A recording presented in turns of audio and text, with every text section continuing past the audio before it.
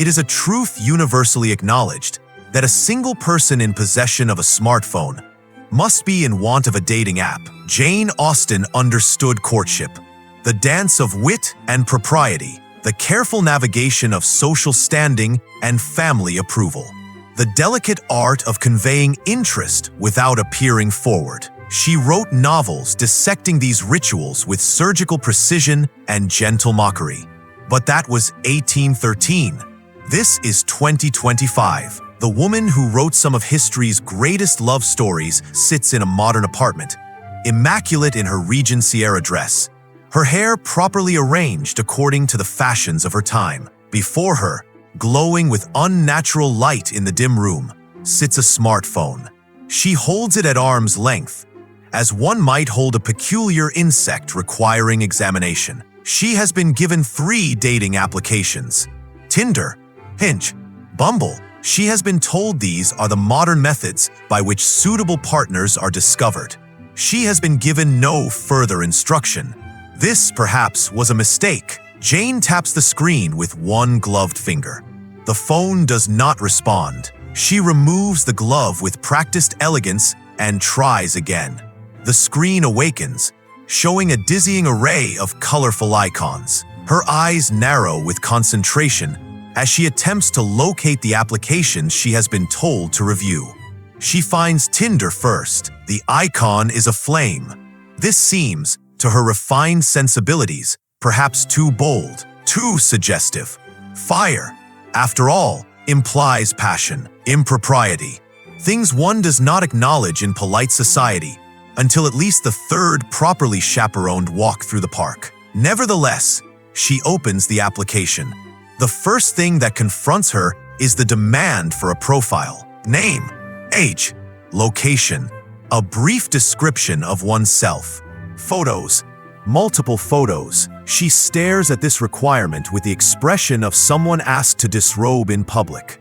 In her era, introductions were performed by mutual acquaintances. One's reputation preceded oneself through networks of family connections and social standing. The idea of presenting oneself unvouched to complete strangers, accompanied by illustrations of one's own face, strikes her as remarkably forward. But she is nothing if not thorough in her examinations of social customs. She begins creating a profile. The name is simple enough: Jane Austen, though she wonders if she should include her full family name to establish proper lineage. The application allows no space for such crucial information as which Austen family she belongs to, or what her father's profession might be, or what her annual income is. These seem like rather significant omissions. The age presents a philosophical quandary. Should she list her age at death, 41, her current age, which is technically 208 years beyond death? Or should she simply put the age she appears, which is eternally somewhere in her 30s? She settles on the latter, though it feels deceptive. For the biography section, she is allotted 500 characters. 500 characters to convey the essence of one's personality, one's wit, one's suitability as a companion.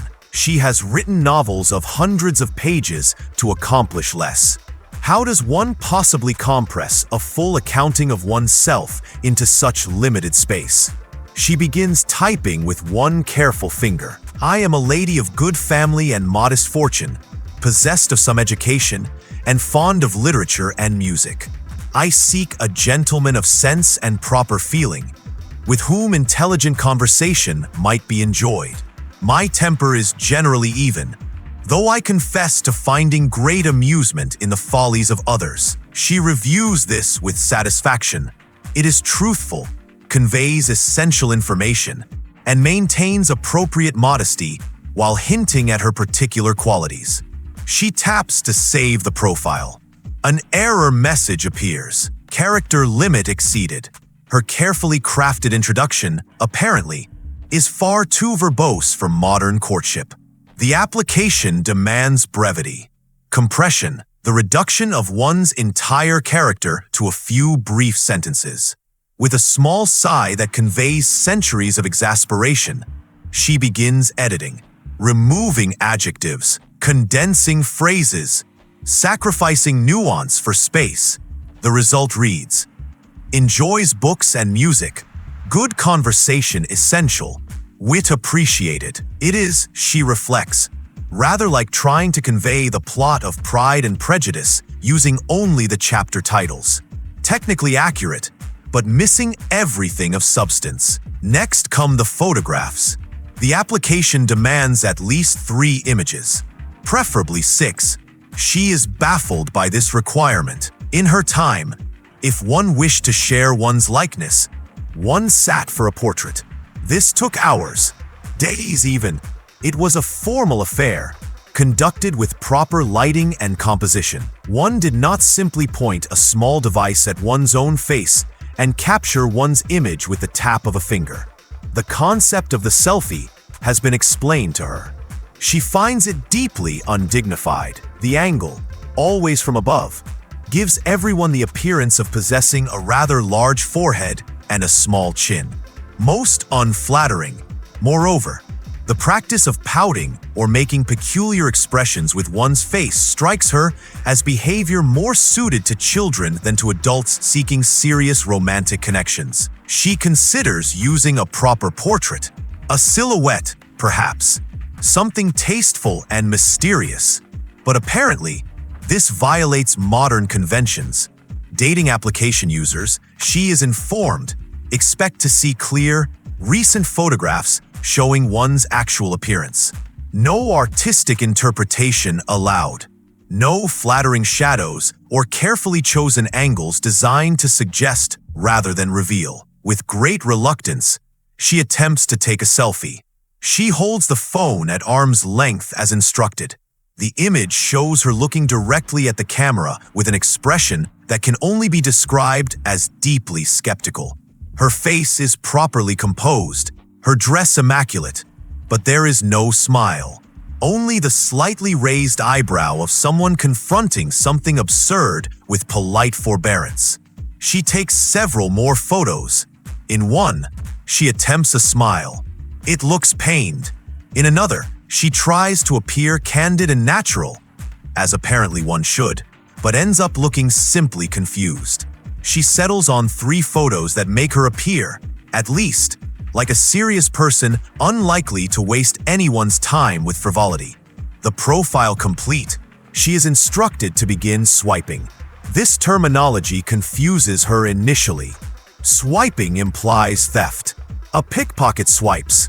One does not swipe potential suitors, but she quickly learns the mechanism.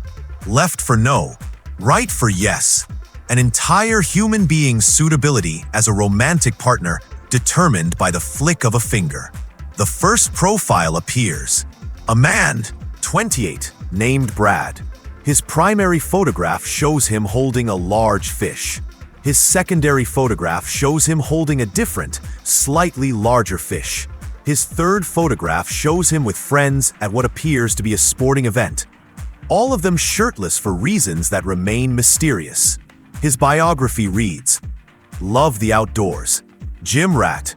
Looking for someone who can keep up.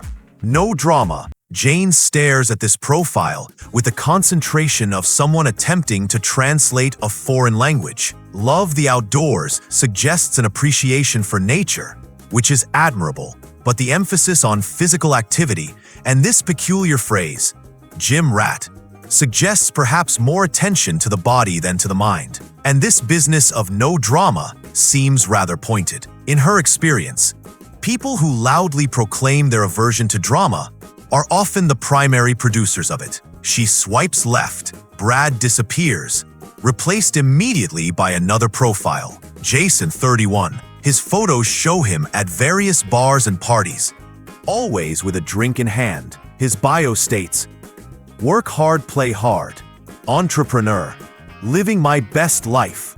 Venmo me and see what happens." She does not know what Venmo is. She does know that a gentleman describing himself as an entrepreneur, without specifying the nature of his enterprise, is generally someone to be regarded with suspicion. And this phrase, "living my best life," seems unnecessarily defensive. If one is truly living well, does one need to announce it so loudly? Swipe left, the profiles continue, each one a small window into modern masculinity, and Jane finds the view increasingly concerning. There is Tyler, who lists his height in his bio as though it were his primary qualification. There is Brandon, whose entire personality appears to consist of watching sports and eating chicken wings. There is Connor, who describes himself as an alpha, with apparently no sense of irony. Many profiles mention dogs. Everyone, it seems, is a dog dad. This is preferable, she supposes, to being cruel to animals.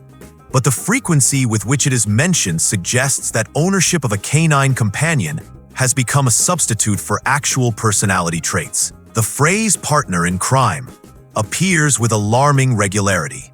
She understands this is likely metaphorical, but its exact meaning remains unclear. Partner in what crime? Tax evasion? Smuggling? The violation of minor social conventions?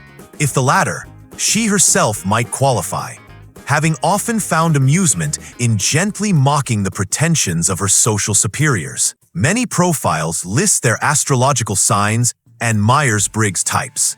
She understands neither system, but suspects both are nonsense. In her era, one assessed character through observation and conversation, not through arbitrary categorization based on birth month or answers to personality questionnaires. The photographs themselves present a curious study in modern masculine presentation. Many men photograph themselves in bathrooms, apparently unaware that cleaning supplies and toilet paper in the background rather diminish any romantic appeal. Others pose beside expensive cars that likely do not belong to them. Some wear sunglasses in every photo, rendering their faces effectively invisible. One wonders why they bother with photographs at all if they intend to hide behind reflective lenses. After swiping through perhaps 50 profiles, she has found not a single one that remotely suggests a man with whom intelligent conversation might be possible. She sets down the phone with a small sigh and turns to the next application. Hinge, she is told, is more serious, designed for people seeking actual relationships rather than casual encounters. The interface is different, but the content proves remarkably similar. Here, men answer prompted questions. My most controversial opinion is, followed by various statements ranging from the banal to the deeply concerning. One man's controversial opinion is that pineapple belongs on pizza. Another's is that the wage gap isn't real. She is uncertain which offends her more, the first for its triviality or the second for its wrongness. Another prompt reads, I'm looking for. Most responses are disappointingly vague. Someone real, a genuine connection, my other half. These phrases, while perhaps well-intentioned, convey nothing of substance. In her novels, she crafted specific, complex characters with clear desires and flaws. These modern men seem unable to articulate what they seek beyond vague notions of authenticity and companionship. Some responses are more specific, but no more encouraging. I'm looking for someone who can cook, someone who doesn't talk during movies, someone who's low maintenance. These read less like seeking a partner and more like requesting a servant who requires minimal upkeep. She attempts to answer these prompts herself. My most controversial opinion is, she types, that most people would benefit from reading more novels and attending fewer parties, though I confess I find both pursuits enlightening in their way. I'm looking for, she types, a gentleman of intelligence and proper feeling, who understands the difference between wit and cruelty, and who values conversation as much as I do. The application allows her to like specific parts of profiles and send brief messages along with these likes. This seems more civilized than Tinder's brutal binary of yes or no. At least here, one can explain one's interest. She finds a profile that gives her pause. The man is 35, a university professor of literature. His photos show him in a library, at a museum, holding a book. His responses to prompts are articulate, even clever. He likes Austen's novels, in fact. Lists Pride and Prejudice as a favorite. This might be promising. She sends him a like with a message. I am pleased to find a gentleman who appreciates good literature. Might you tell me what appeals to you about Pride and Prejudice specifically? The response arrives within minutes. LOL, probably just the love story. You're pretty BTW. Wanna chat? She stares at this response with the expression of someone watching a promising souffle collapse. The lowercase letters, the abbreviations, the reduction of a complex novel to just the love story, as though the social commentary, the wit, the carefully crafted characters meant nothing. And this casual, "You're pretty by the way," appended like an afterthought, as though commenting on her appearance before even establishing proper conversation. She does not respond. She moves to the third application. Bumble, she learns, has a different mechanism. Here, women must message first. This strikes her as remarkably progressive for a modern age that often seems less progressive than her own era in certain regards. At least this prevents the bombardment of unsolicited messages that apparently plague other applications. She matches with several men who seem passably acceptable based on their profiles. Now comes the challenge of the opening message. In her time, one did not address a gentleman directly without proper introduction. But apparently, modern conventions demand directness. She crafts her first message with care. Good day. I observed from your profile that you enjoy historical literature. Might I inquire as to your favorite period of study? I myself find the 18th and early 19th centuries particularly rich in social development. Jane Austen, she sends this message with satisfaction. It is polite, shows interest in his stated passions, and opens the door to substantive conversation. The response arrives an hour later. Hey! Just hey! Nothing more. One word, barely even a word, offered in response to her carefully constructed overture. It is the conversational equivalent of a grunt. She tries again with another match, adjusting her approach to be more casual. Hello, I see you like reading. What are you reading currently? Response. Not much LOL. Just on here to see what's up. Another match, another attempt. Your photographs suggest you enjoy traveling. Where has been your favorite destination? Response. Palm tree smiling face with sunglasses, 2 emojis. That is the entirety of his response. A palm tree and a face wearing sunglasses. She is expected to construct meaningful conversation from this. It is like being asked to build a house using only 2 bricks and some good intentions. The days of attempting to use these applications blur together. She develops a system. Swipe left on anyone holding a fish. Swipe left on anyone whose entire personality appears to be their gym attendance. Swipe left on profiles featuring only group photos where identifying the actual person becomes a game of probability. Swipe left on anyone whose biography contains more emojis than words. This eliminates approximately 90% of available matches. Of the remaining 10%, she messages those who seem to possess basic literacy and genuine interests. The responses are predictably disappointing. Many men do not respond at all, a phenomenon known as ghosting that she finds remarkably rude even by modern standards. In her era, if one received a letter, one responded. It was basic courtesy. Here, apparently, courtesy is optional. Those who do respond rarely maintain conversation beyond a few exchanges. The pattern becomes familiar. Initial greeting, brief exchange about a shared interest, then almost inevitably one of several outcomes. An inappropriate comment about her appearance, an invitation to meet up with alarming speed, or simply ceasing to respond without explanation. One gentleman seems promising initially. He teaches history, enjoys classical music, writes thoughtful messages with proper punctuation. They converse for several days about literature, music, the comparative merits of different historical periods. She begins to think perhaps this experiment is not entirely futile. Then he sends a photograph, not of his face. The photograph is of a nature that requires no detailed description except to say that it is entirely unsolicited and profoundly unwelcome. She blocks him immediately. She sits for a moment in silence, processing this breach of basic decency. In her era, a gentleman exposing himself to a lady uninvited would be horsewhipped and socially ruined. Here, apparently, it is so common that these applications include a specific button for reporting such behavior. After 2 weeks of this digital courtship experiment, Jane sets down the phone with a sense of profound exhaustion. She has swiped through thousands of profiles. She has sent dozens of carefully crafted messages. She has attempted to engage in conversation with people who communicate primarily through abbreviations and small pictures. The results are unambiguous. Modern dating applications are a catastrophe, not because they are poorly designed.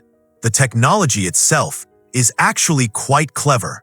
One can search through potential partners with remarkable efficiency. The problem is not the medium. The problem is that the medium has changed everything about the message. Courtship in her era was slow, deliberate. One met at a ball, exchanged pleasantries, perhaps danced. If mutual interest existed, there would be more dances, more conversations, all properly chaperoned. Gradually, over weeks or months, one determined compatibility. The pace allowed for observation, for the revelation of character through actions, not just words. These applications demand instant judgment. Swipe left or right based on a few photographs and a brief description.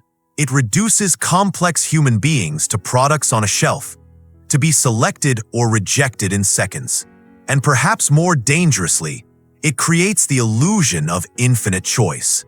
Why invest time in getting to know someone who might be imperfect when there are thousands of other options a swipe away? The applications encourage a shopping mentality.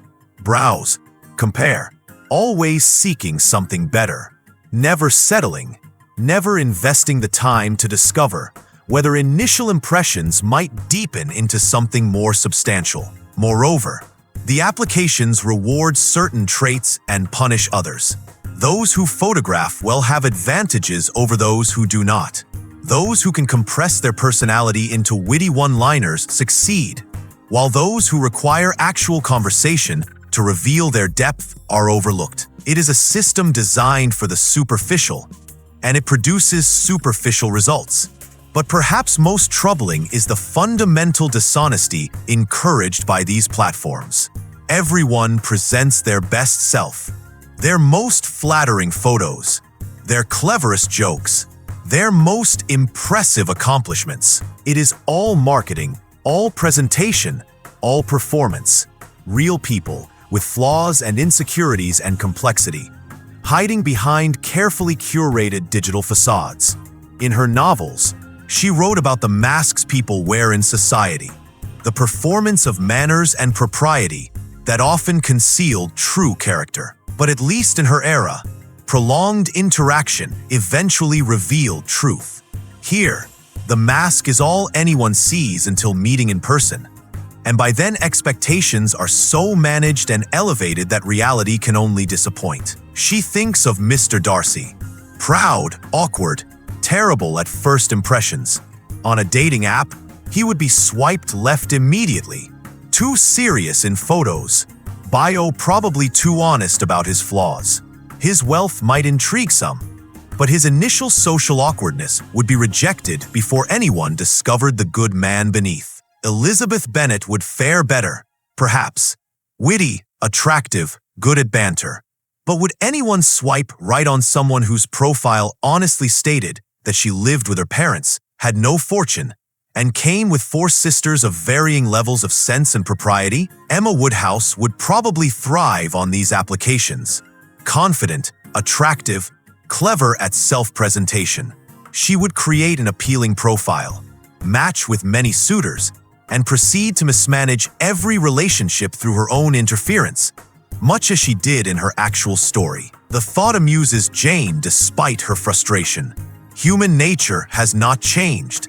People still seek connection, still desire love, still make the same mistakes of judgment and pride and prejudice. Only now they make these mistakes more efficiently, with better technology, and while communicating primarily through abbreviated words and small cartoon faces. She picks up the phone one final time and composes a message to be posted on her profile before deleting these applications. I have spent a fortnight attempting to navigate the peculiar world of digital courtship. I have swiped, I have messaged, I have been ghosted, ignored, and subjected to communications that would scandalize even the most liberal of my contemporaries. My conclusions are as follows. These applications are marvels of modern technology put to remarkably poor use. They reduce the complex dance of human connection to a series of binary choices based on insufficient information. They encourage the worst impulses of human nature: superficiality, inconstancy, and the perpetual belief that something better awaits just one swipe away. However, I acknowledge that they reflect rather than create these impulses. The fault lies not in our apps, but in ourselves. We have always been quick to judge, slow to understand, eager for easy solutions to complex problems. Technology merely makes our nature more visible. My final assessment: if you seek a partner of substance, I would recommend you close these applications, attend a social gathering of some kind, and attempt actual conversation with real humans who cannot be dismissed with a swipe. It will be awkward. It will be difficult. It will require courage and patience. But then, anything worth having usually does. I remain somewhat exasperated, but still hopeful for humanity. Jane Austen. She posts this message, knowing it will likely be seen by few and understood by fewer. Then she deletes all 3 applications from the device. But before returning the phone, she makes one final observation. She opens the Notes application and types, "Material for future novel." Protagonist discovers that finding true love requires precisely what it always has: courage to be genuinely oneself, patience to see beyond first impressions, and willingness to invest time in knowing another person's true character. The tools change. The truth does. She sets down the phone with a small smile. Human folly, at least, remains reliably constant. And where there is folly, there are stories to be told. Some things, it seems, are indeed universally acknowledged truths, regardless of the century. The dating applications, with all their swipes and matches and profiles, failed to find her a suitable partner. But they succeeded, as most social disasters do, in providing excellent material for social commentary.